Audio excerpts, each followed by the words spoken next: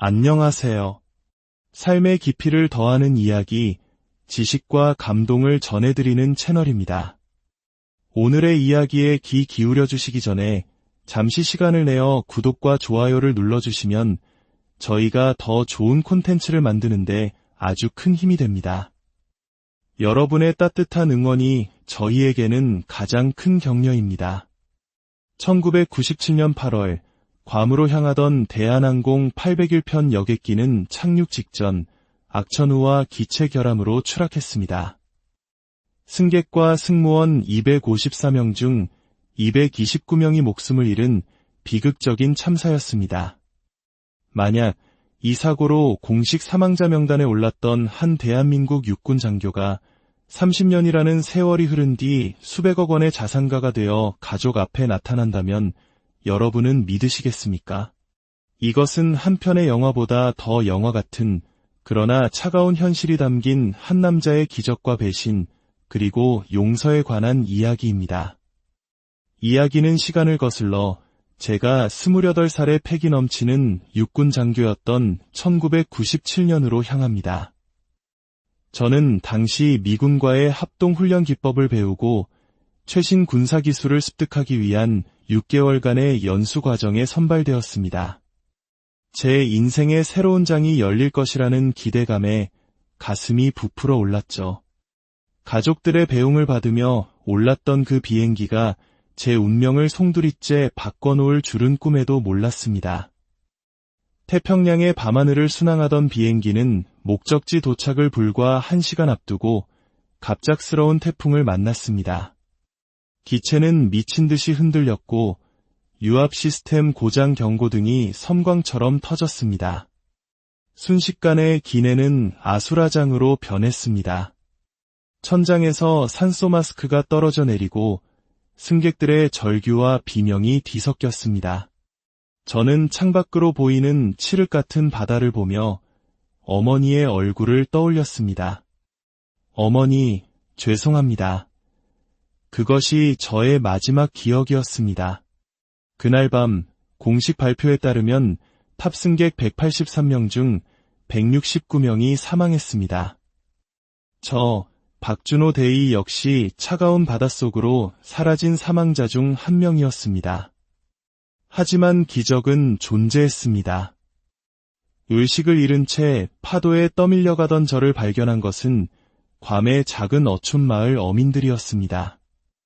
새벽 조업을 나갔던 어부 호세 씨가 해변가에 쓰러져 있는 저를 발견하고 마을 사람들과 함께 저를 병원으로 옮겼습니다. 저는 목숨을 건졌지만 사고의 충격으로 모든 기억을 잃어버렸습니다. 제 이름이 무엇인지, 어디서 왔는지, 나를 기다리는 가족이 있는지조차 전혀 기억하지 못하는 과거가 완전히 지워진 사람이 되어버린 겁니다. 의사는 뇌진탕으로 인한 역행성 기억상실증이라는 진단을 내렸지만 회복은 장담할 수 없다고 했습니다. 신분증을 포함한 모든 소지품은 바다에 잠겼고 저는 세상에 존재하지 않는 유령 같은 존재가 되었습니다. 현지인들은 저에게 존이라는 새로운 이름을 지어주었습니다. 그렇게 박준호는 세상에서 사라졌고 존의 인생이 시작되었습니다. 한편 대한민국에서는 제 사망 소식이 가족들에게 청천벽력처럼 전해졌습니다. 시신조차 찾지 못한 채 치러진 장례식에서 당시 50살이었던 어머니는 아들의 이름만 부르며 목 놓아 우셨다고 합니다. 동생들은 형의 죽음을 믿을 수 없어 며칠 밤을 뜬 눈으로 지새웠습니다. 정부에서는 저의 죽음을 공무상재해로 인정하여 유족에게 15억 원의 보상금과 매월 유족연금을 지급했습니다. 하지만 그 어떤 돈도 사랑하는 아들이자 형을 잃은 가족의 슬픔을 위로할 수는 없었을 겁니다. 기억을 잃은 채 괌에서 시작된 저의 새로운 삶은 척박하기 그지없었습니다. 언어도 문화도 모든 것이 낯선 땅에서 저는 어촌의 막노동꾼으로 하루하루를 힘겹게 버텨나갔습니다. 하지만 제 몸에 밴 성실함과 책임감은 사라지지 않았습니다. 몇 년 후 제가 과거는 기억하지 못해도 한국어를 유창하게 구사한다는 사실이 알려지면서 제 인생의 전환점이 찾아왔습니다. 현지에서 작은 사업을 하던 마누엘이라는 사람이 저의 성실함과 한국어 능력을 눈여겨보고 한국인 관광객을 위한 가이드 일을 제안한 것입니다. 처음에는 어색했지만 한국말을 할수록 제 마음속 깊은 곳에서 어떤 알 수 없는 그리움이 피어올랐습니다. 제 친절하고 세심한 안내는 한국인 관광객들 사이에서 금세 입소문을 탔고 저는 괌 최고의 한국인 가이드가 되었습니다. 이를 발판으로 저와 마누엘은 함께 관광회사를 설립했습니다. 한국인 관광객이 괌으로 몰려들던 시기와 맞물려 저희 사업은 폭발적으로 성장했습니다. 저는 여기서 멈추지 않고 사업으로 번 돈을 부동산에 투자하기 시작했습니다. 괌의 관광지 개발 붐을 타고 땅값은 수십 배로 폭등했고 제 자산은 기하급수적으로 불어났습니다. 2020년 무렵 저는 괌에서 손꼽히는 수백억 원대 자산가가 되어 있었습니다. 하지만 물질적인 성공에도 불구하고 제 마음 한구석은 늘 텅 비어 있었습니다. 마치 내 인생의 가장 중요한 퍼즐 조각이 빠진 듯한 공허함이었습니다. 그러던 어느 날 저녁, 집에서 위성으로 한국 뉴스를 보던 중 놀라운 일이 일어났습니다. 화면에 서울 시내 풍경이 스쳐 지나가는 순간 제 머릿속이 섬광처럼 번쩍이며 극심한 두통이 몰려왔습니다. 며칠 후 한 예능 프로그램에서 전통시장의 모습이 나왔을 때 저는 실제로 존재하지 않는 된장찌개 냄새를 코끝으로 맡는 듯한 착각에 빠졌습니다. 어린 시절 어머니 손을 잡고 거닐었던 시장의 냄새였을까요? 그리고 결정적인 순간이 찾아왔습니다. 한가요 프로그램에서 흘러나오는 구슬픈 트로트 가락을 듣는 순간 저도 모르게 눈에서 뜨거운 눈물이 쏟아졌습니다. 에 오는지조차 모른 채 한참을 흐느끼던 그때 30년간 굳게 닫혀있던 기억의 문이 조금씩 열리기 시작했습니다. 준호야, 잘 다녀와라. 어머니의 희미한 목소리, 동생들과 뛰어놀던 골목길, 늠름하게 군복을 입고 있던 제 모습. 기억의 파편들이 폭풍처럼 제 머릿속을 휘젓고 지나갔습니다. 저는 비로소 깨달았습니다. 내가 한국인 박준호이며 나를 기다리는 가족이 있다는 사실을 말입니다. 그 후 3년간 저는 서서히 돌아온 기억의 조각들을 맞추며 제 고향과 가족에 대한 모든 것을 파악했습니다. 하지만 선뜻 연락할 용기가 나지 않았습니다. 30년입니다. 강산이 3번이나 변하는 시간 동안 과연 가족들이 나를 기억하고 있을까? 죽은 줄 알았던 제가 갑자기 나타났을 때 그들은 저를 받아들일 수 있을까? 수많은 밤을 고뇌로 지새운 끝에 저는 2023년 봄 마침내 용기를 내어 한국으로 국제전화를 걸었습니다. 수화기 너머로 들려오는 동생의 목소리에 저는 떨리는 음성으로 말했습니다. 나다. 형이야. 나 살아있다. 처음엔 장난전화라며 믿지 않던 동생은 저와 동생만이 아는 어린 시절의 추억들을 하나씩 이야기하자 충격에 빠졌습니다. 이내 전화기 너머에서는 울음과 환호성이 터져 나왔습니다. 전화를 건네받은 79의 노모는 준호야, 내 아들 맞냐고 흐느끼시며 아들의 생존을 확인하셨습니다. 가족들의 반응은 제 상상을 초월할 정도로 뜨거웠고 모두가 저의 귀국을 애타게 기다리고 있었습니다.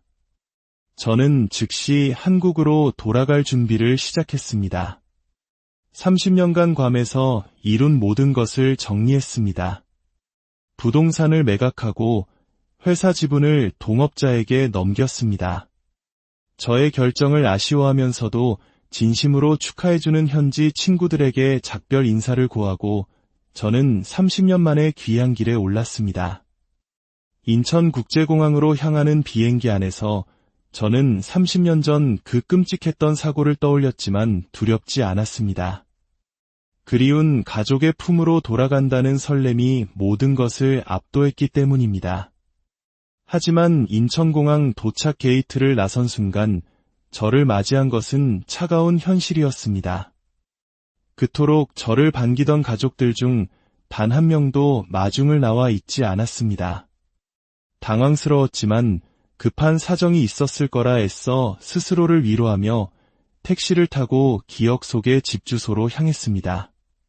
30년 만에 마주한 고향 동네는 몰라보게 변해 있었습니다. 하지만 더욱 놀라운 것은 제가 살던 작은 단층집이 있던 자리에 크고 훌륭한 3층짜리 저택이 서 있다는 사실이었습니다. 나중에 알게 된 사실이지만 그 집은 제 사망 보상금과 연금으로 지은 것이었습니다. 동생들이 모두 결혼하여 대가족을 이루고 함께 살고 있었습니다. 떨리는 마음으로 초인종을 눌렀습니다. 그러나 문을 열고 나온 동생의 표정에는 반가움보다 당혹감이 가득했습니다. 그토록 기다렸던 감격의 포옹은 없었습니다. 집 안으로 들어서자 다른 가족들의 반응도 마찬가지였습니다. 어머니는 저를 보며 눈시울을 붉히셨지만 전화 통화에서 느꼈던 그 뜨거운 감격은 찾아볼 수 없었습니다.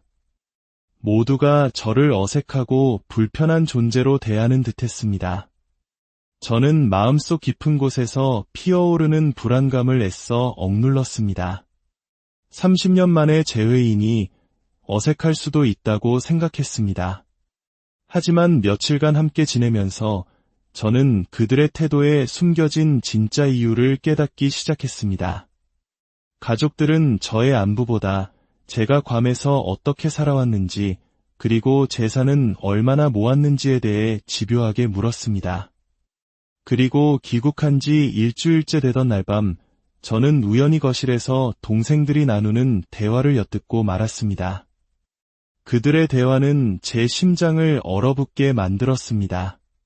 그들은 제가 살아 돌아온 것 때문에 그동안 정부로부터 받은 보상금 15억 원과 30년간 수령한 유족연금 전액을 반환해야 할지도 모른다며 걱정하고 있었습니다.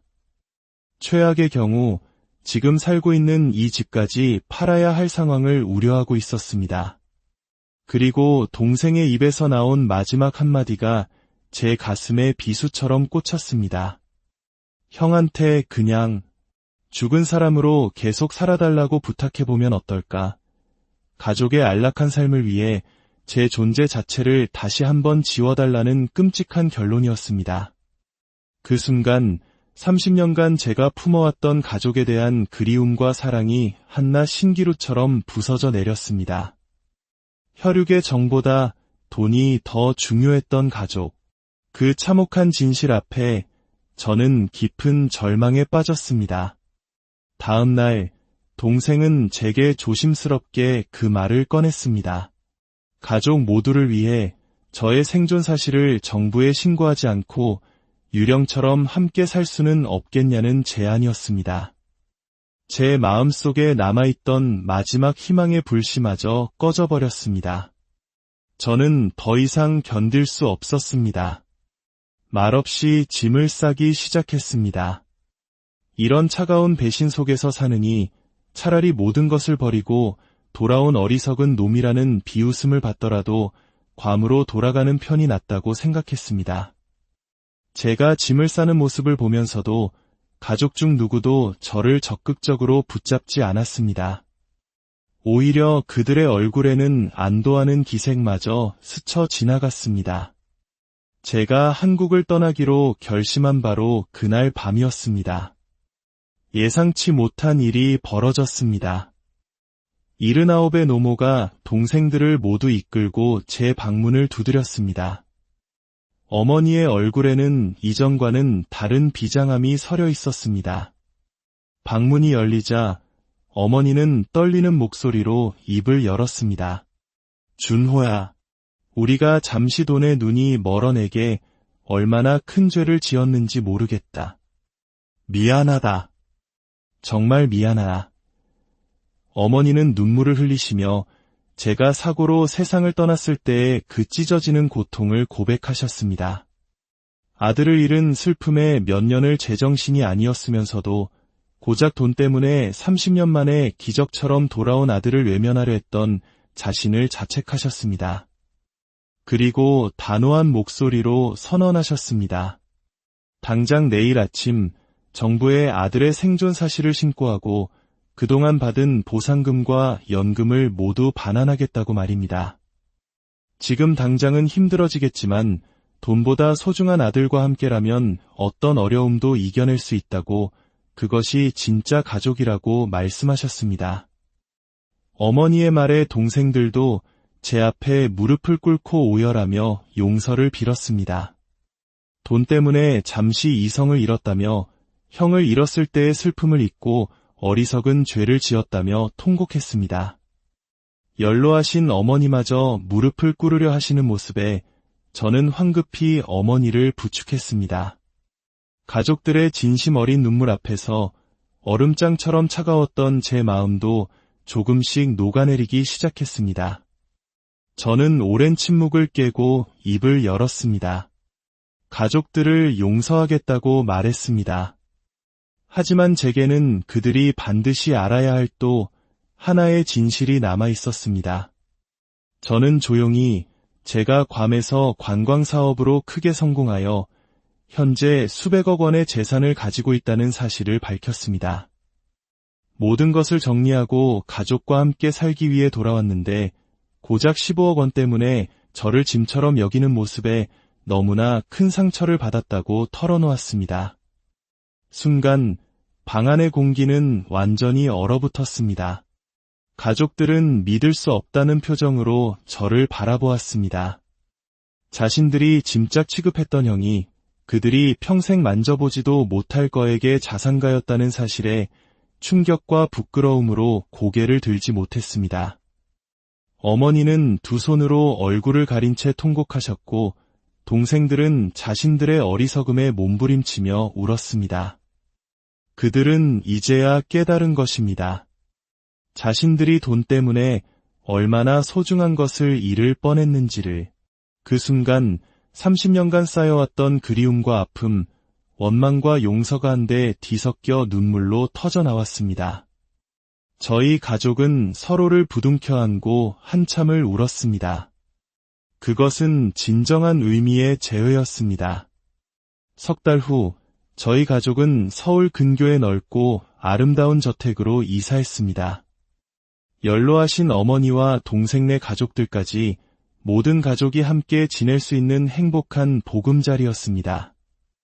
저는 약속대로 정부의 생존 사실을 신고하고 보상금과 연금을 모두 반환했습니다. 그 돈은 저에게 아무런 부담이 되지 않았습니다. 돈으로는 결코 살 수 없는 세상에서 가장 소중한 가족을 되찾았기 때문입니다.